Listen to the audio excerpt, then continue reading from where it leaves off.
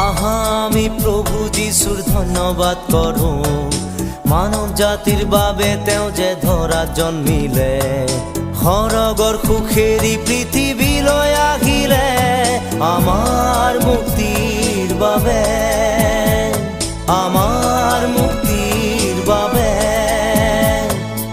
আহা আমি প্রভু যিশুর ধন্যবাদ করো, মানব জাতির বাবে তেও যে ধরা জন্মিলে, হরগর সুখেরি পৃথিবীলৈ আহিলে আমার মুক্তির বাবে, আমার মুক্তির বাবে।